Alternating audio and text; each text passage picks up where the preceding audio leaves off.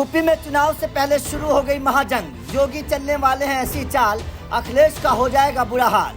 योगी के पास आया एक ऐसा इंसान जो अखिलेश को पहुंचाएगा सबसे बड़ा नुकसान। उड़ गई अखिलेश की नींद। योगी अब ऐसा जाल बिछाएंगे, अखिलेश को उसी के घर में हराएंगे। अब लेंगे अयोध्या के अपमान का बदला। जी हाँ, कहते हैं कि राजनीति में वही असली सिकंदर होता है जिसके पास वजीर होता है। राजनीति के इस खेल में कब किसकी गोटी कहाँ फिट हो जाए कोई नहीं जानता।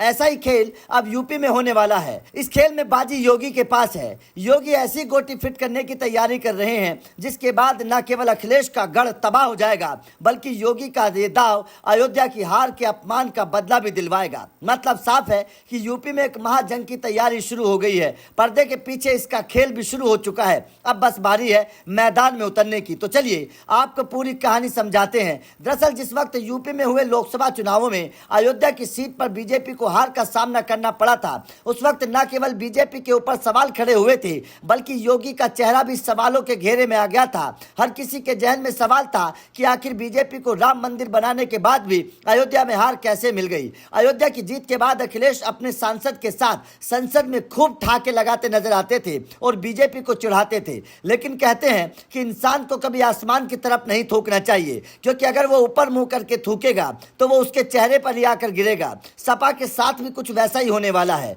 योगी को वो मोहरा मिल गया है जो अखिलेश यादव को सबसे बड़ा जख्म देने की तैयारी कर रहा है। योगी को अब वो इंसान मिल गया है जो अखिलेश यादव की रातों की नींद उड़ा देगा। योगी को अब वो नेता मिल गया है जो अखिलेश के गढ़ को खत्म करके अयोध्या की हार का बदला लेने में मदद करेगा। उस इंसान का नाम है गगन यादव। अब गगन यादव कौन है और वो अखिलेश को कौन सा जख्म देने वाला है, उसे समझने से पहले गगन यादव के ऐलान को सुनिए। गगन यादव ने हाल ही में ऐलान करते हुए कहा था, शुक्रिया मैनपुरी, सतर्क एवं सावधान रहने का समय आ गया है। अब जंग की शुरुआत हो चुकी है, जिस जंग में अपने ही जयचंद शामिल होंगे। जो गगन यादव का सामना नहीं कर पा रहे हैं वो अब लोगों को भटकाने का प्रयास करेंगे। गगन यादव के इस ऐलान के साथ ही अखिलेश की नींद उड़ गई, क्योंकि जिस मैनपुरी को लेकर गगन यादव ऐलान कर रहे हैं वो मैनपुरी सपा का गढ़ मानी जाती है। लोकसभा चुनावों में इस सीट पर साल 1996 से लगातार सपा का कब्जा रहा है। इस सीट पर मुलायम सिंह यादव जैसे नेता सांसद रहे हैं।